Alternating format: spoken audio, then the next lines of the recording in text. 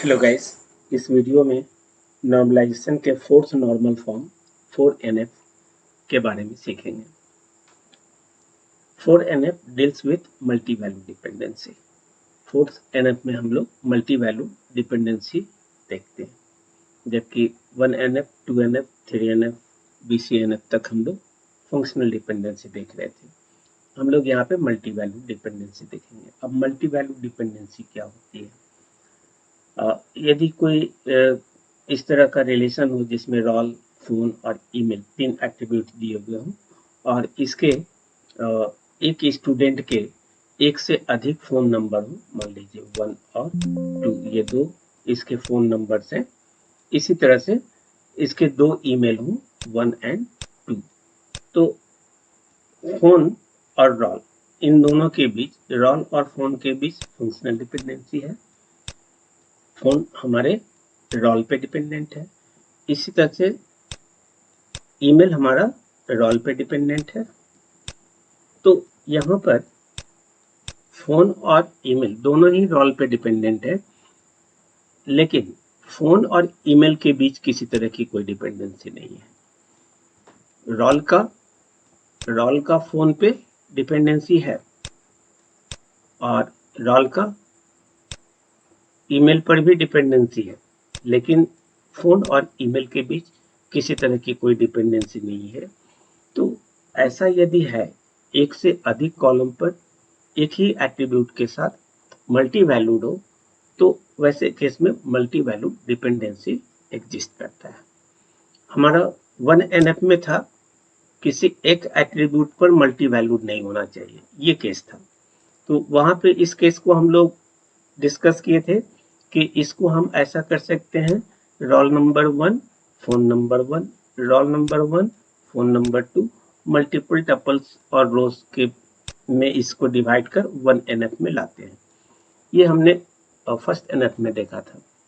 लेकिन यहाँ कह रहा है कि यहाँ इस रोल पे सिर्फ फोन ही नहीं डिपेंडेंट है, ईमेल भी है, और फोन भी मल्टी वैल्यूड है, ईमेल भी मल्टी वैल्यूड है, लेकिन फोन और ईमेल के बीच किसी तरह का कोई हमारा मल्टी वैल्यूड नहीं है। यहाँ पे फोन कभी कभी ईमेल के साथ मैच भी कर सकता है, तो हम ईमेल के जगह पे यदि हॉबी रख ले तो ये और ज़्यादा क्लियर हो जाएगा कि हमारा जो स्टूडेंट 1 है, इसके 2 डिफरेंट फोन है और 2 डिफरेंट हॉबीज है। तो हॉबीज और अब फोन के बीच तो किसी तरह का कोई डिपेंडेंसी नहीं है। इसलिए ऐसा यदि कहीं पे एग्जिस्ट करता है तो हम कहते हैं कि ये रिलेशन मल्टी वैल्यू डिपेंडेंसी है। यही चीज हम यहाँ पे डेफिनेशन में दे रखे हैं। A relation R will be in 4NF, ये 4NF में होगा if and only if it should satisfy BCNF। यदि ये रिलेशन BCNF में है, it should not have more than 1 multi value dependency. एक से ज्यादा मल्टी वैल्यू डिपेंडेंसी नहीं होनी चाहिए। एक से ज्यादा है तब मल्टी वैल्यू डिपेंडेंसी आएगा, और सिर्फ एक कॉलम पे मल्टी वैल्यूड है तो ये तो हम 1NF में देखा ही था कि एटॉमिक वैल्यू बना करके इसको हम 1NF 2NF में लाते हैं। तो BCNF के लिए जरूरी है कि आपका रिलेशन BCNF में हो और इसमें ज्यादा से ज्यादा एक ही मल्टी वैल्यू डिपेंडेंसी हो। एक से अधिक हो गया तो ये 4NF में नहीं होगा। For multi value dependency a table must have at least 3 columns. यहाँ आपको साफ पता चल रहा है कि एक सिर्फ 2 कॉलम हो तब तो वहां पे मल्टी वैल्यूड का सवाल ही नहीं आता है, क्योंकि यदि मल्टी वैल्यूड है भी तो आप इसको मल्टीपल रोज में, जैसे कि यहाँ पे हमने इसको डिकम्पोज किया या इसको हमने 2 अलग टपल्स में डाल दिया, तो ये मल्टी वैल्यूड 1NF में आ गया। लेकिन जब 2 से अधिक पर ही मल्टी वैल्यूड हो तो वैसे केस में मल्टी वैल्यूड डिपेंडेंसी होगी, और इसके लिए कम से कम हमको 3 कॉलम्स और 3 एट्रीब्यूट्स का रिक्वायरमेंट होगा। If one attribute has multiple values for a single value of another attribute, then it is called multi-value dependency, जैसा कि रोल और फोन के बीच है और फिर रोल और हॉबीज के बीच है।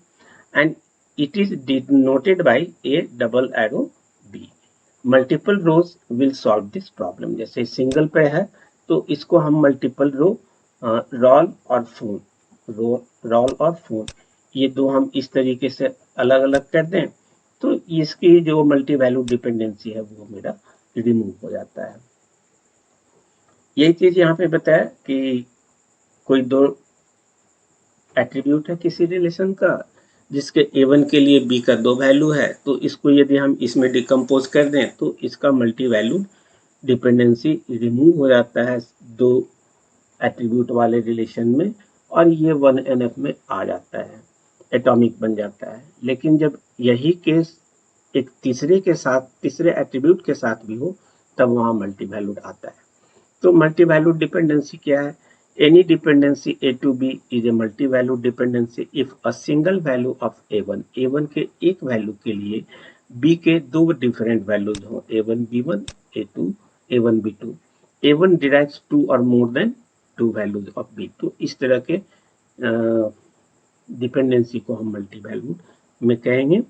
And for a table ABC, यदि तीन टेबल हो तो A to B multi-valued is multi-valued dependency, then B and C should be independent of each other। तो यहाँ पर ये फोन और हॉबीज हमारे एक दूसरे से इंडिपेंडेंट होने चाहिए, यानी फोन हॉबी पे नहीं और हॉबी फोन पे डिपेंडेंट नहीं होने चाहिए, ये यहाँ पे कहना चाह रहे हैं हम। तो किसी थ्री एट्रीब्यूट के रिलेशन में A to B multi valued हो और A to C हो तो मल्टी वैल्यू डिपेंडेंसी होगी, और B और C के बीच किसी तरह की कोई डिपेंडेंसी नहीं होनी चाहिए, यानी B C पर डिपेंडेंट नहीं होना चाहिए और C B पे डिपेंडेंट नहीं होना चाहिए। कंडीशन क्या हुआ मल्टी वैल्यू डिपेंडेंसी के लिए? ऊपर तो हमने बताया कि यदि वो सारे चीजें हैं तो वो 4NF में होगा, लेकिन यदि 4NF में नहीं है तो वैसे केस में क्या क्या कंडीशंस हैं? The relation must be in BCNF, यानी कि रिलेशन हमारा 1NF 2NF 3NF BCNF सब में हो। BCNF है तो ऑब्वियसली बाकी सारे नॉर्मल फॉर्म में होंगे। The table should have at least 3 columns, इसमें कम से कम 3 कॉलम होना चाहिए। A to B for a single value of A more than 1 values of B exist होना चाहिए, और यही केस हमारा A to C के साथ होना चाहिए। A के सिंगल वैल्यू के लिए C के 2 या 2 से अधिक वैल्यू एग्जिस्ट होने चाहिए, ये तीसरा कंडीशन है। और चौथा कहता है कि for this a table with A B and C column, B and C, तो B A पे डिपेंडेंट है, C A पे डिपेंडेंट है, लेकिन B और C के बीच किसी तरह की कोई डिपेंडेंसी नहीं होनी चाहिए। B and C must be independent। If all these are true, then we can say that the table may have multi-valued dependency। तब हम कह सकते हैं कि हमारे टेबल में मल्टी वैल्यू डिपेंडेंसी है। जैसा कि यहाँ एक एग्जांपल दिखा रहे हैं, A के A1 के लिए B के 2 वैल्यू है, A के A1 के लिए C के भी 2 वैल्यू है, तो यहाँ पे मल्टी वैल्यू होगी।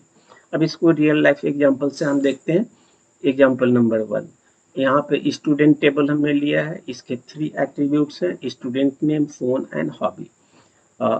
एक स्टूडेंट के 2 फोन हो सकते हैं, एक स्टूडेंट के मल्टीपल हॉबीज भी हो सकते हैं। तो यहाँ पे हमने अकबर का 2 फोन P1 P2 लिया है, और अकबर का 2 हॉबी चेस और टेनिस है। इसी तरह से रहीम के 2 फोन है P3 एंड P4, और रहीम के 2 हॉबी है फुटबॉल एंड टेनिस। तो यहाँ पर फोन स्टूडेंट नेम पर डिपेंडेंट है, हॉबी भी स्टूडेंट नेम पे डिपेंडेंट है।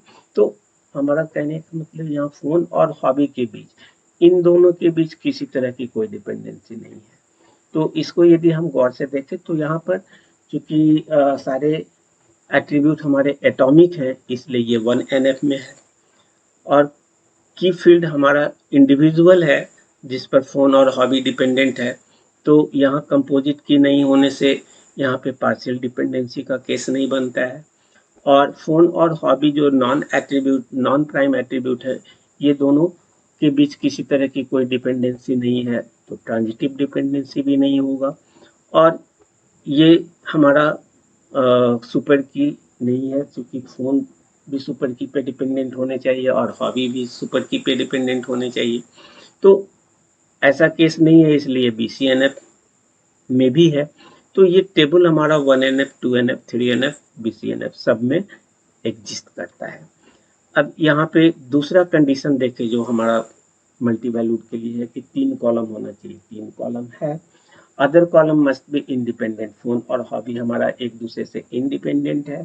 For a single value of A के सिंगल वैल्यू अकबर के लिए बी के 2 या 2 से अधिक वैल्यू होनी चाहिए, और यही चीज हमारा स्टूडेंट अकबर के लिए 2 या 2 से अधिक हॉबी होनी चाहिए, जो कि है। यानी ये चारों कंडीशन इस पर सेटिस्फाइड होता है, इसलिए इसमें 4NF का यानी मल्टी वैल्यू डिपेंडेंसी का प्रॉब्लम है। अब इसको दूर कैसे करेंगे?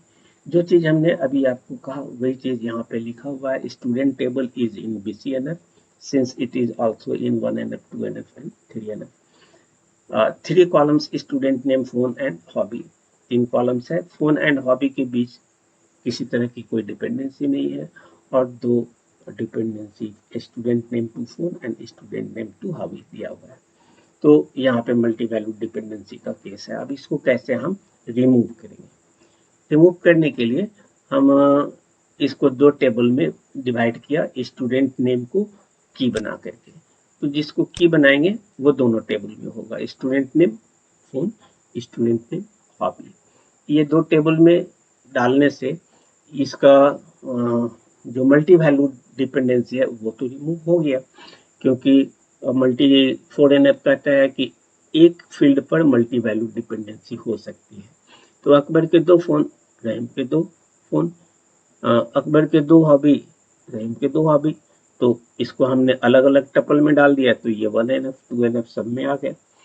अब इसका यदि हम ज्वाइन करें, नेचुरल ज्वाइन करें, तो क्या हमको ओरिजिनल टेबल जो ऊपर हमने अभी देखा था स्टूडेंट टेबल, ये टेबल मिल जाएगा मेरा? यदि मिल जाता है तो वो ज्वाइंट डिपेंडेंसी को फॉलो करता है, और नहीं मिलता है तो फॉलो नहीं होगा। अब यदि इसका हम क्रॉस प्रोडक्ट लें, तो क्रॉस प्रोडक्ट कहता है कि फोन के हर एक टपल को हॉबी के हर टपल से कंबाइन कीजिए। तो ग्रीन से दिखा रहे हैं फर्स्ट रो का, ये चारों के साथ कॉम्बिनेशन होगा। Akbar P1 Akbar chess, Akbar P1 Akbar chess, Akbar P1 Akbar tennis, Akbar P1 Akbar tennis, Akbar P1 Rahim football, Akbar P1 Rahim football, Akbar P1 Rahim tennis, Akbar P1 Rahim tennis. तो ये 4 रो फर्स्ट रो के साथ, फोन के फर्स्ट रो को इस हॉबी के चारों के साथ हमने क्रॉस प्रोडक्ट किया। इसी तरह से इसके दूसरे रो अकबर P2, अकबर P2 यहाँ से शुरू हो रहा है, अकबर P2 ये मेरा फर्स्ट रो का था 4, और यहाँ से ये सेकेंड रो यानी अकबर P2 के 4 वैल्यू इसके साथ कंबाइन होगा, जिसको हमने रेड से दिखाया है चारों से। इसी तरह से रहीम P3 का ब्लैक से दिखाया है, और रहीम P4 का ब्लू से दिखाया है। अब यदि हर एक फोन के हर एक टपल को इसके सारे टपल के साथ क्रॉस प्रोडक्ट निकाले, तो 4 × 4 16 डिफरेंट टपल्स होंगे, जो कि हमने यहाँ पे दिखाया है। ये हमारा थर्ड का है, और फिर फोर्थ का हमारा आ जाएगा P4 से ये। तो यहाँ पर ये हमारा क्रॉस प्रोडक्ट मिला, और हम इसका नेचुरल ज्वाइन लेते हैं, तो क्रॉस प्रोडक्ट में से वो टपल जो दोनों में कॉमन फील्ड पर है, जैसे कि फोन में स्टूडेंट फोन है और हॉबी में स्टूडेंट नेम है, तो स्टूडेंट नेम दोनों में कॉमन है। ये दोनों जहां पर इक्वल होंगे उस टपल को हम एक्सेप्ट करते हैं। तो ये टपल हमारा एक्सेप्ट होगा, ये भी टपल हमारा एक्सेप्ट होगा, ये नहीं होगा क्योंकि अकबर और रहीम अलग अलग हैं, और ये दोनों एक दूसरे के कॉमन एट्रीब्यूट है दोनों टेबल में, तो ये दोनों मैच करने चाहिए, तभी उसका नेचुरल ज्वाइन होता है। तो ये ऑटोमेटिकली ऐसा होगा, अकबर अकबर ये भी सिलेक्ट होगा, अकबर अकबर ये भी सिलेक्ट होगा, अकबर रहीम ये सिलेक्ट नहीं होगा, रहीम अकबर ये भी नहीं होगा, ये भी नहीं होगा, रहीम रहीम ये सिलेक्ट होगा, दोनों मैच कर रहा है, तो हमने जो मैच किया उसको टिक से दिखा दिया है। फिर रहीम रहीम ये भी हमारा मैच कर रहा है। तो इस तरीके से आप देख रहे हैं कि यहाँ पर 2 4 8 टपल्स मिल रहे हैं और हमारे ओरिजिनल टेबल में सिर्फ 4 ही हैं, तो 4 एक्स्ट्रा कैसे हो गए? तो इसके अकबर P1 का चेस और अकबर P1 का टेनिस भी उसमें आ जाएगा। इसी तरह से अकबर P2 का टेनिस और अकबर P2 का चेस भी आएगा, तो ये 2 बढ़ गए। अकबर P2 चेस और अकबर P1 टेनिस, ये 2 एक्स्ट्रा आ जाएंगे। तो नेचुरल ज्वाइन पर जब इसको हम ज्वाइनिंग किया तो यहाँ पे ओरिजिनल टेबल से ज़्यादा टपल मिल गए, यानी कि ये मेरा लॉसी हो गया।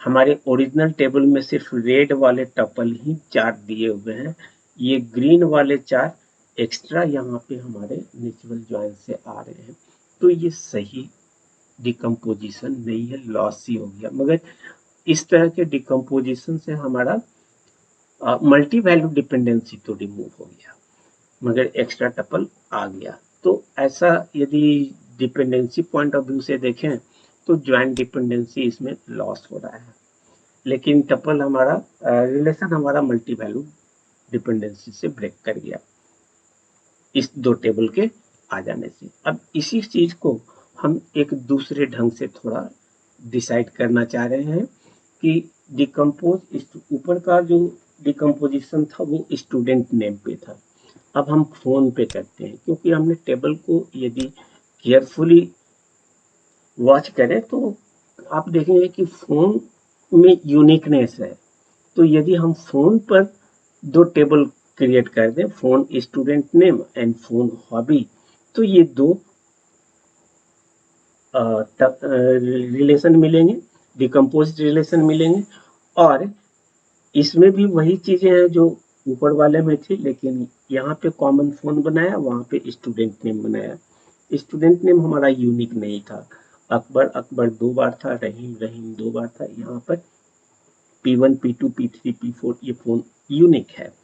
अब ऐसा करने से यदि इसका हम क्रॉस प्रोडक्ट लें तो हमें फिर से 16 मिलेंगे, और इसमें यदि नेचुरल ज्वाइन करें तो फोन फोन कहाँ पे मैच कर रहा है? P1 P1, P2 P2 और फिर P3 P3 और P4 P4, जो कि रेड से हम दिखा रखे हैं। और यही 4 टेबल, इसमें से यदि इस कॉलम को हटा दे तो रहीम P4 टेनिस, रहीम P3 football, Akbar P2 tennis और अकबर P1 चेस, यही हमारे ओरिजिनल टेबल में था, जो कि नेचुरल ज्वाइन कॉमन फील्ड में से किसी एक को रखता है। 2 बार नहीं रखेंगे, लेकिन यहाँ हम समझाने के लिए 2 बार दिखा दिया। और इस तरह से यदि हम गौर से इसको देखें, केयरफुली यदि हम ओरिजिनल रिलेशन को देखें और उसमें कोई ऐसा एट्रीब्यूट जो यूनिक हो, उस पर यदि हम डिकम्पोज कर दे टेबल को, तो आपका यहाँ पे ज्वाइंट डिपेंडेंसी भी होगी और ये लॉसलेस होगा। यहाँ पे जो जितने टपल्स हमारे ओरिजिनल में थे उतने ही टपल्स हमको मिलेंगे। तो ये चीज थोड़ा ध्यान रखना पड़ता है, इसलिए हम यहाँ डिफरेंट एग्जाम्पल भी ले रहे हैं। अब एग्जाम्पल नंबर 2 देखते हैं। यहाँ पे vendor item vendor project, item vendor पे डिपेंडेंट है, प्रोजेक्ट भी वेंडर पे डिपेंडेंट है, लेकिन आइटम और प्रोजेक्ट के बीच किसी तरह की कोई डिपेंडेंसी नहीं है। अब यदि इस 2 की बात करें तो क्रॉस प्रोडक्ट लेंगे तो इस 2 से आपको 4 डिफरेंट टपल्स मिलेंगे, और इस 4 डिफरेंट टपल्स में 2 ही टपल मेरा काम का है, V1 I1 P1, V1 I1 P1 A1 ये एक है, V1 I2 P2 V1 I2 P2 V1 I2 P2, और ये 2 हमारे एक्स्ट्रा टपल्स आ जाते हैं यदि क्रॉस प्रोडक्ट निकालें। तो ये एक प्रॉब्लम होता है यदि प्रॉपर वे में हमने डेटाबेस का डिजाइनिंग नहीं किया। तो यही चीज बता रहे हैं, not a suitable design due to no relation between item and the project. Therefore, decompose the vendor table item vendor project item table into 2 additional tables, vendor item and vendor project, to satisfy the following. तो इसको यदि हम इस तरीके से तोड़ें तो हमको multi value dependency का प्रॉब्लम हट गया। ये एक फील्ड पर मल्टी वैल्यू हो सकता है, B1 के 2 आइटम, B2 के 2 आइटम, V1 के 2 प्रोजेक्ट, V2 के 2 प्रोजेक्ट, तो ऐसा हो सकता है और ये अलाउड है, जैसा कि ऊपर डेफिनेशन में हमने आपको बताया। तो अब एग्जाम्पल 3 ले रहे हैं। अ टेबल कैन हैव बोथ, जिस तरह से मल्टी वैल्यू डिपेंडेंसी है उसके साथ हमारा फंक्शनल डिपेंडेंसी भी कंबाइंड हो सकता है। ऊपर के ही टेबल में यदि एक और कॉलम जोड़ दे एड्रेस, तो ऑब्वियसली यहाँ पर एड्रेस हमारा वेंडर पर डिपेंडेंट है। किसी एक वेंडर का कोई एक ही एड्रेस होगा, आप उसको 2 बार लिखिए अलग मैटर है, मगर V1 का एक ही एड्रेस है, A1 A1, V2 का A2 A2। तो हमारा वेंडर और आइटम के बीच एक डिपेंडेंसी है, वेंडर और प्रोजेक्ट के बीच है, लेकिन आइटम और प्रोजेक्ट के बीच किसी तरह का कोई डिपेंडेंसी नहीं है और आइटम भी मल्टी वैल्यूड है।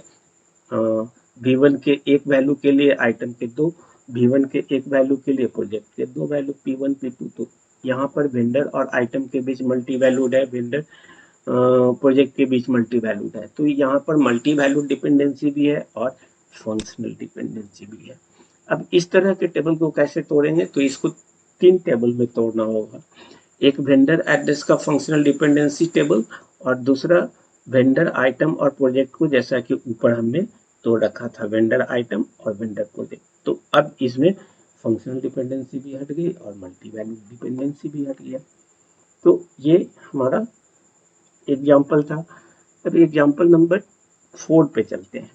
Multi value dependency occurs due to bad database design.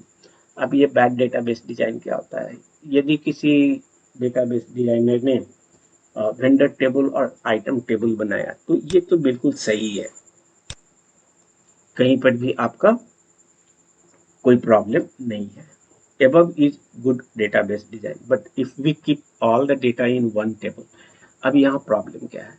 इन दोनों को यदि हम किसी एक टेबल में रखना चाहें, तो आप देखेंगे कि इन दोनों से जो एक टेबल बनेगा वो इस तरह से कुछ बनेगा। और यहाँ पर अब यदि आप देखें तो V1 के एक वैल्यू के लिए आइटम के 2 वैल्यू और V1 के एक आइटम के लिए आइटम नेम भी 2, यानी वेंडर नेम वेंडर आइटम के बीच मल्टी वैल्यू डिपेंडेंसी आ गई। Now multi value dependency exist, so we design our database carefully. तो इतने सारे एग्जाम्पल देने के पीछे भी मेरा रीजन ये था कि आप अच्छे से मल्टी फोर्स एनएफ को देखें, क्योंकि सारे कंडीशंस को लोग चेक नहीं कर पाते हैं 4NF में।